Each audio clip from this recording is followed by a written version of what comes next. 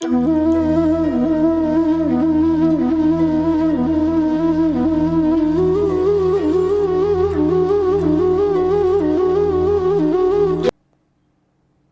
Students, कैसे हैं आप लोग। चलिए आज हम लोग फिर से एक जनरल एंट्री के टॉपिक के साथ है। इस टॉपिक में कुछ कंसेप्ट से रिलेटेड बातें होंगी, कुछ एंट्रीज को हम लोग पास करेंगे और समझेंगे कि उस एंट्री को पास करते समय किस तरीके से गोल्डन रूल अप्लाई होता है और कौन कौन से उसमें अकाउंट इन्वॉल्व होंगे अकॉर्डिंगली। ठीक है, तो चलिए आज के टॉपिक हम लोग स्टार्ट करते हैं जिसमें जनरल एंट्रीज से रिलेटेड कुछ बातें होंगी। तो सबसे पहले ट्रांजैक्शन देखते हैं। तो ट्रांजैक्शन क्या है सर, इसके साथ बात करिए। तो ट्रांजैक्शन जो हमारे सामने है वो है परचेज गुड्स वर्थ ₹20,000। इसके पहले भी एक वीडियो में हमने बात की थी जिसमें एक एसेट परचेज हुआ था और यहां पर अभी क्या परचेज हो रहा है, गुड्स परचेज हो रहा है। आपने अगर वो वीडियो देखा होगा तो आपने देखा होगा कि मैंने वहां पर आपको मना किया था कि आप परचेज अकाउंट नहीं लिख सकते हो। अगर नहीं देखा है वो वीडियो तो प्लीज एक बार देखिएगा जरूर। ठीक है, चलिए तो यहां पर अब समझते हैं कि कब परचेज अकाउंट यूज होता है, कब नहीं होता है। पहले इसके कंसेप्ट को डील करेंगे और फिर हम लोग उसकी एंट्रीज के साथ बात करेंगे। तो सबसे पहले एक चीज देखना होगा कि हम जो चीज परचेज कर रहे हैं, ठीक है, हम जिस भी चीज के परचेज से रिलेटेड बात कर रहे हैं वो क्या है। ठीक है सर, अभी जो आपने बोला एक बार फिर से बोलिए। मैं परचेज जब बात करता हूं, जब भी मैं परचेज से रिलेटेड किसी का कुछ भी बात करूंगा तो उसमें जो परचेज हो रहा है क्या वो एक एसेट है या फिर वो गुड्स है। सर दोनों में अंतर क्या है, दोनों को तो खरीद ही रहे हैं। नहीं, अंतर है। जब मैं एसेट की बात करता हूं, I am talking about plant machinery building जिसका ओवर अ ईयर यूसेज है। ठीक है, तो इसमें मेरा ये एसेट जो है वो लॉन्ग टर्म होता है। ठीक है, लॉन्ग टर्म होता है। इसे हम फिक्स्ड एसेट भी बोल सकते हैं। ठीक है, इसे हम फिक्स्ड एसेट भी बोल सकते हैं जो ओवर द ईयर यूज होता है। अगर मैं गुड्स की बात करता हूं तो गुड्स क्या है सर, आज मैंने कोई गुड्स खरीदा है तो मेरा उस खरीदने के पीछे का मकसद क्या होगा, उसके खरीदने के पीछे का मकसद है उसे सेल करना। ठीक है, तो ये जो गुड्स है this is short term, this is short term, hence it is a current asset. ठीक है, तो जब भी मैं परचेज करता हूं गुड्स का, ठीक है, जब भी मैं परचेज करता हूं गुड्स का तो मेरा परचेज अकाउंट आएगा। ठीक है, मेरा परचेज अकाउंट आने वाला है। लेकिन जब मैं परचेज करता हूं किसी एसेट का तो परचेज अकाउंट नहीं आएगा, परचेज अकाउंट की जगह उस एसेट का अकाउंट आने वाला है। ठीक है, तो ये अभी हमने बेसिक समझा कि कब हम परचेज अकाउंट को यूज करते हैं और कब हम परचेज अकाउंट की जगह एसेट अकाउंट को यूज करते हैं। उम्मीद करते हैं आपको ये समझ में आया कि कब परचेज अकाउंट यूज होता है और कब ये परचेज अकाउंट यूज नहीं होता है।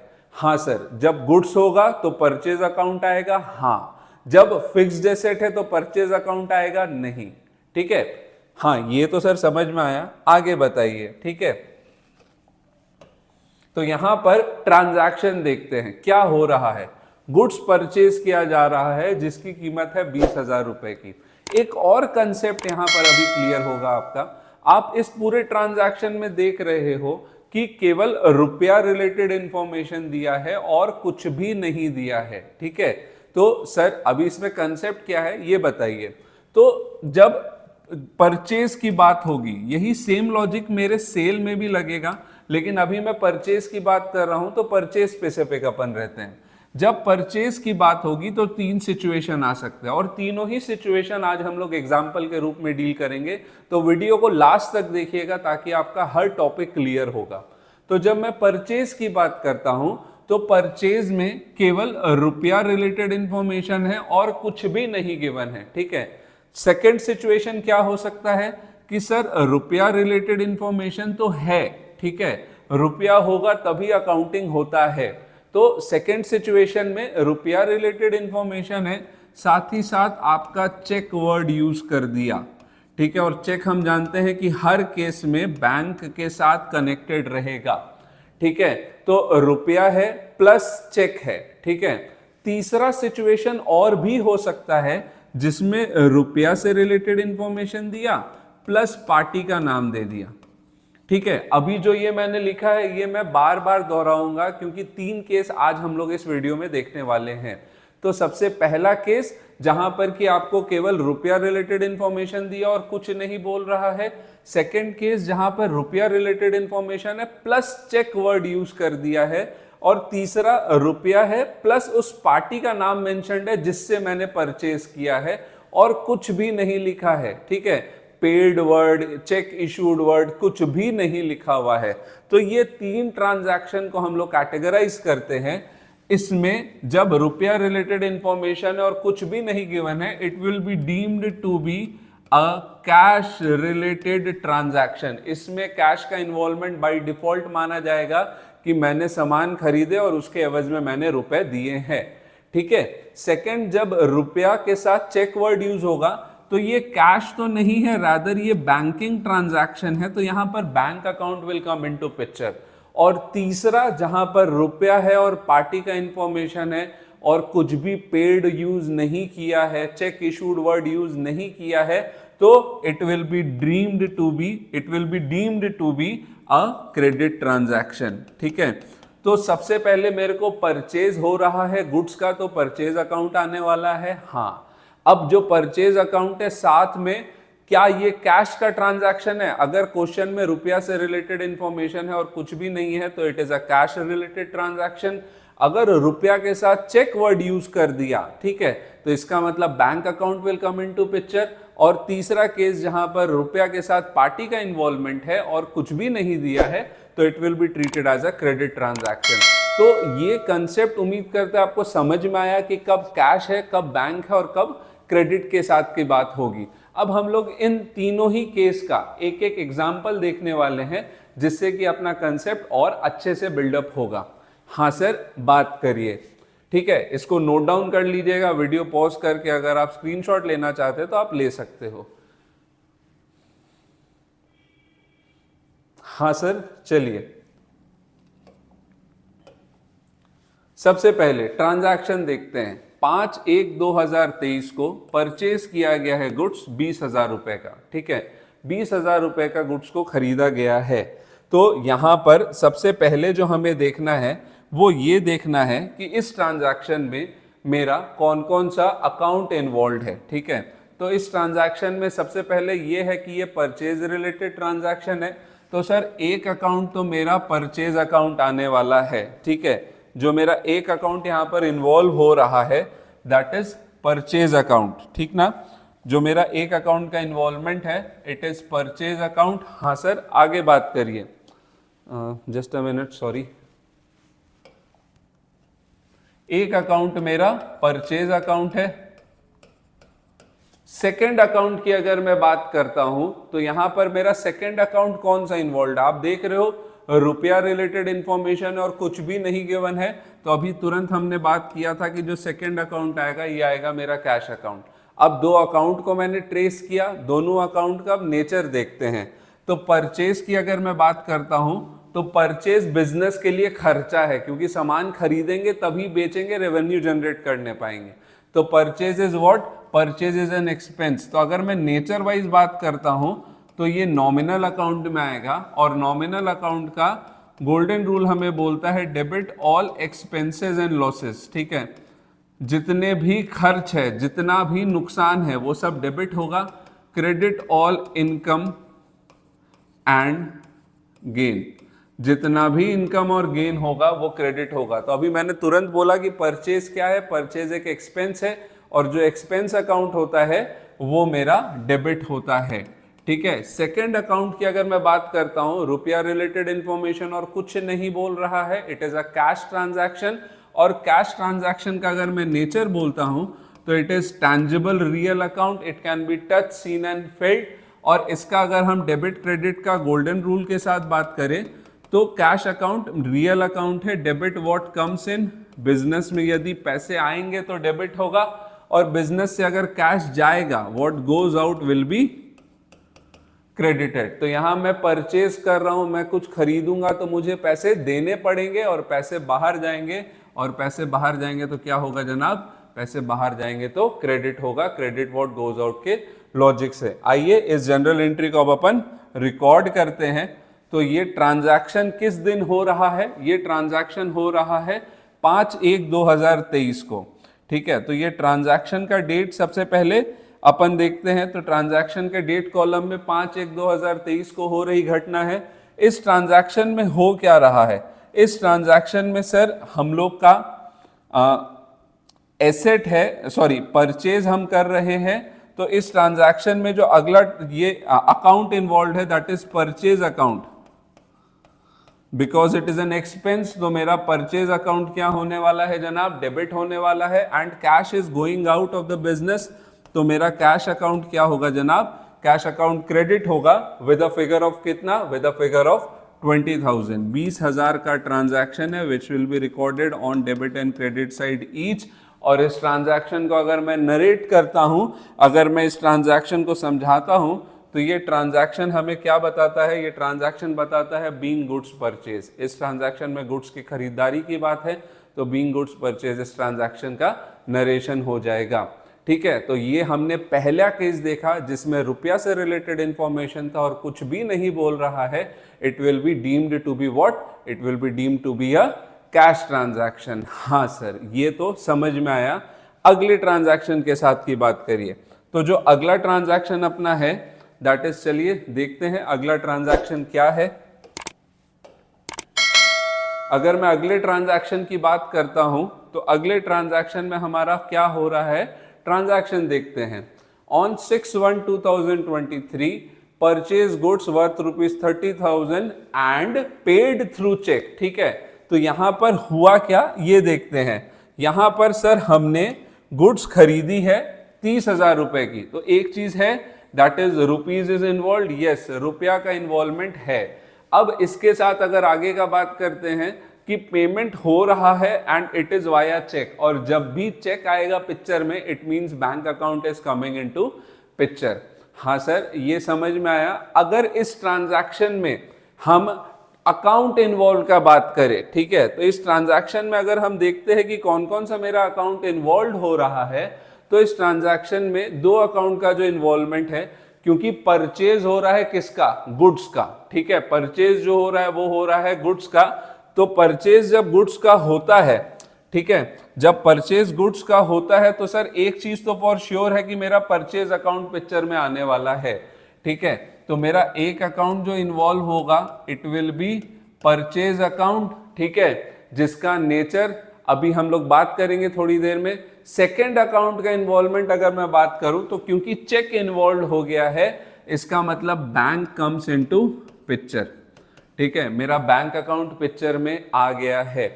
अब यहां पर नेचर का बात करते हैं तो purchase is nominal in nature, ठीक है। क्यों? क्योंकि जब खरीदेंगे तो खर्च होगा, बेचेंगे तो कमाएंगे, ठीक है। और नॉमिनल नेचर का अगर हम गोल्डन रूल के साथ बात करते हैं तो debit all expenses and losses, ठीक है। जितना भी एक्सपेंस हो रहा है या नुकसान हो रहा है वो सब डेबिट साइड आएगा। And credit all income and gain, credit में सारी कमाई, सारा मुनाफा, सब कुछ क्रेडिट में होता है नॉमिनल अकाउंट में। और क्योंकि परचेज एक एक्सपेंस है तो मेरा एक्सपेंस अकाउंट क्या होता है जनाब? डेबिट। अब अगर मैं बैंक की बात करता हूं, मैंने किसी से सामान खरीदा, मैंने उसे चेक दिया, मैंने बैंक को ऑर्डर किया कि भैया तुम उसे पेमेंट कर देना, ठीक है। तो यहां पर पैसा दे कौन रहा है? Who is giving away money? क्या मैं? नहीं, मेरा एजेंट जो कि बैंक है, ठीक है। मैंने बैंक को ऑर्डर दिया है कि इस चेक का पेमेंट इस इंसान को कर देना। तो यहां पर बैंक आया। Bank is a personal, to be more specific, कानून के द्वारा बनाया गया इंसान। बैंक जो है वो बैंकिंग रेगुलेशन एक्ट के अंदर बनता है, ठीक है। तो it is a artificial judicial person. और पर्सनल अकाउंट का गोल्डन रूल अगर हम देखें तो पर्सनल अकाउंट का गोल्डन रूल होता है debit the receiver and credit the giver. Right now the bank is giving money on my behalf, तो bank becomes the giver and personal account में जो giver होता है जनाब वो क्या होता है? वो क्रेडिट होता है। तो इस ट्रांजैक्शन को अगर हम पोस्ट करते हैं तो इस ट्रांजैक्शन का पोस्टिंग में सबसे पहले देखते हैं ये ट्रांजैक्शन कितना तारीख का है। तो ये ट्रांजैक्शन है जनाब आपका 6/1/2023 का। इस ट्रांजैक्शन में जो अकाउंट इन्वॉल्व है on the debit and credit side respectively is purchase account, क्योंकि खरीद रहे हैं, इट इज एन एक्सपेंस, और नॉमिनल अकाउंट में जो एक्सपेंस होता है वो डेबिट होता है। And who is giving away the money? The bank becomes the giver because the cheque word is been used. तो बैंक पर्सनल अकाउंट है, bank is giving away the money. और कितना रुपया का ट्रांजैक्शन है जनाब? तो 30,000 का ट्रांजैक्शन है। ठीक है, 30,000 का ट्रांजैक्शन है। तो इस ट्रांजैक्शन में हुआ क्या? इस ट्रांजैक्शन में मैंने गुड्स को खरीदा है और पेमेंट हो रहा है वाया चेक। तो इस ट्रांजैक्शन को जब नरेट करने की बारी आएगी तो यहाँ नरेशन क्या होगा? Being goods purchased and check issued. ठीक है, गुड्स को खरीदा गया और इसके एवज में चेक को इशू कर दिया गया। ये इस ट्रांजैक्शन का नरेशन हो गया। तो हमने पहला ट्रांजैक्शन देखा जिसमें केवल रुपया था और कुछ नहीं था, वो transaction will be deemed to be a cash transaction. फिर हमने सेकेंड ट्रांजैक्शन देखा जिसमें रुपया के साथ चेक वर्ड यूज था, यहां पर बैंक अकाउंट आ जाता है पिक्चर में। चलिए अब हम तीसरे ट्रांजैक्शन की ओर है जहां पर कि क्या होगा अब देखते हैं। तो अगर हम तीसरा ट्रांजैक्शन देखते हैं तो तीसरा ट्रांजैक्शन क्या है इसके साथ का बात करते हैं। तो जो तीसरा ट्रांजैक्शन है इसमें क्या हो रहा है? On 7/1/2023 purchase goods from Ram ₹1,50,000। ठीक है, तो यहां पर आप इस ट्रांजैक्शन में क्या देख रहे हो कि सर रुपया इन्वॉल्व है? हाँ सर, रुपया इन्वॉल्व है। रुपया के साथ एक पार्टी का नाम गिवन है जिससे मैं गुड्स खरीद रहा हूं, और जिनसे मैं गुड्स खरीद रहा हूं वो है राम। ठीक है, तो यहां पर रुपया है, पार्टी का नाम है और कुछ भी पेड, चेक इशूड कुछ भी नहीं मेंशन्ड है। इसका मतलब ये ट्रांजैक्शन जो है जनाब ये मेरा एक क्रेडिट ट्रांजैक्शन होगा। और क्रेडिट ट्रांजैक्शन को जब मैं रिकॉर्ड करता हूं तो सबसे पहले देखते हैं कि इसमें कौन कौन सा पार्टी का इन्वॉल्वमेंट है, एंड उसके बाद फिर हम लोग उसके नेचर और गोल्डन रूल के साथ की बात करेंगे। तो यहां पर अगर हम देखते हैं तो यहां पर सबसे पहले जो अकाउंट इन्वॉल्व है, क्या खरीदा जा रहा है? तो गुड्स खरीदा जा रहा है, और जब भी गुड्स खरीदा जाएगा तो purchase account will come into picture.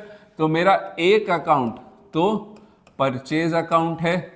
ठीक है, परचेज अकाउंट है। और दूसरा, अगर मैं बात करता हूं कि मेरे बिजनेस को गुड्स दिया जा रहा है उधार में, जिसके लिए अभी मैंने पैसे नहीं दिए हैं, तो यहां पर कौन उधार दे रहा है? उस पार्टी का नाम है राम। तो यहां पर Ram will come into picture. Ram है कौन? अगर राम नहीं मेंशन होता तो सर क्या वर्ड यूज होता? तो जो मेरा वर्ड यूज होता वो होता जनाब क्रेडिटर। सर ये क्रेडिटर क्या होता है? Creditor is the person who is giving goods on credit to the business. ठीक है, creditor is a person who is giving goods on credit to the business. तो यहां पर अगर राम यूज हुआ, राम का नाम लिख दिया तो मैंने राम यूज किया। अगर राम नहीं लिखता, केवल लिखता इतना का गुड्स क्रेडिट में खरीदे हैं और कुछ नहीं, तो इसका मतलब राम की जगह हम लोग कौन सा अकाउंट यूज करते? फिर क्रेडिटर अकाउंट आता पिक्चर में। ठीक है, तो यहां पर जो दो अकाउंट का इन्वॉल्वमेंट था, क्योंकि गुड्स है तो परचेज अकाउंट आएगा, और क्योंकि गुड्स के साथ पार्टी का नाम है तो पार्टी का नाम यहां पर आ गया। अगर पार्टी नहीं रहता तो क्रेडिटर अकाउंट यूज होता। अगर मैं इस दोनों अकाउंट के नेचर के बारे में अब बात करता हूं तो सबसे पहले परचेज, अभी सर ये तो हम लोग को याद भी हो गया है, नॉमिनल है, और क्योंकि ये खर्च होता है तो ये नॉमिनल अकाउंट में आएगा। नॉमिनल अकाउंट का गोल्डन रूल जो है debit all expenses and losses and credit all income and gain. ठीक है, जितना भी नफा है, जितना भी कमाई है वो सब क्रेडिट होगा, जितना भी नुकसान है, जितना भी खर्च है वो सब डेबिट होगा। ठीक है, तो यहां पर क्योंकि परचेज इज एन एक्सपेंस तो ये नॉमिनल अकाउंट है, और नॉमिनल अकाउंट में जो एक्सपेंस होता है जनाब वो डेबिट होता है। अगर सेकंड बात करते Ram, Ram is a natural person, तो यहां पर ये पर्सनल अकाउंट के अंदर आएगा। और पर्सनल अकाउंट का गोल्डन रूल अभी हम लोगों ने तुरंत बात किया था, बैंक के केस में भी पर्सनल अकाउंट था, क्रेडिटर के केस में भी पर्सनल अकाउंट है, और पर्सनल अकाउंट का गोल्डन रूल होता है debit the receiver and credit the giver. ठीक है, तो यहां पर Ram is giving goods on credit to the business, Ram is a creditor और जो क्रेडिटर होता है वो गिवर होता है, इसीलिए उसका अकाउंट क्या होने वाला है, उसका अकाउंट क्रेडिट होने वाला है। तो ये तीसरा ट्रांजैक्शन था। आइए इस ट्रांजैक्शन को अब हम लोग रिकॉर्ड करते हैं। तो इस ट्रांजैक्शन में सबसे पहले देखते हैं ये ट्रांजैक्शन था किस तारीख का। तो सर ये ट्रांजैक्शन है 7/1/2023 का। तो डेट के कॉलम में, डेट का कॉलम में अपन डेट चढ़ाते हैं, सॉरी ये डेट है 7 तारीख, 7/1/2023 का ट्रांजैक्शन है। इस ट्रांजैक्शन में सबसे पहले एक खर्च हुआ है, दैट इज परचेज, जो कि नॉमिनल अकाउंट के हिसाब से all expenses and losses will be debited, और somebody is giving goods on credit to the business, और वो somebody कौन है यहाँ पर, राम। अगर राम का नाम नहीं रहता तो I would had use creditor account. ठीक है, अगर राम नहीं रहता तो I would have use creditor account in place of Ram. और यहां पर मेरा कितना रकम का ट्रांजैक्शन है, तो जनाब 1.5 लाख का ट्रांजैक्शन है। 1.5 lakh will be recorded on debit and credit side each. और इस ट्रांजैक्शन में हुआ क्या, गुड्स को उधार में खरीदा गया, और उधार किससे लिया गया है, राम से। तो इस ट्रांजैक्शन को हम नरेट भी उसी हिसाब से करेंगे, बीइंग गुड्स परचेज। ठीक है, सॉरी, ट्रांजैक्शन को अगर हम नरेट करते हैं तो being goods purchased on credit, और किससे खरीदा गया है, राम से खरीदा गया है। Being goods purchased on credit from Ram, ये मेरा ट्रांजैक्शन का जनरल एंट्री हो गया। तो उम्मीद करते हैं आपको ये तीनों ट्रांजैक्शन समझ में आया। आपको समझ में आया होगा कि कब कैश अकाउंट है, कब मेरा बैंक अकाउंट है, और कब मेरा क्रेडिट ट्रांजैक्शन है। और जिससे हम उधार में खरीदते हैं सामान उसको क्रेडिटर बोला जाता है। अगर क्रेडिटर का नाम मेंशन्ड है तो हम उसके नाम को यूज करेंगे, और अगर नाम नहीं मेंशन्ड होगा तो it will be taken as a creditor account. तो इसी तरीके के और कंसेप्चुअल वीडियोस के साथ हम लोग आएंगे जनरल एंट्रीज के इन द अपकमिंग टाइम्स। तो अगर आप चैनल में नए हैं तो do like, share and subscribe, और वो बेल आइकन दबाना ना भूलिएगा, जिससे आपको हर वीडियोस का नोटिफिकेशन मिलता रहेगा। Till then keep studying and enjoy. Thank you.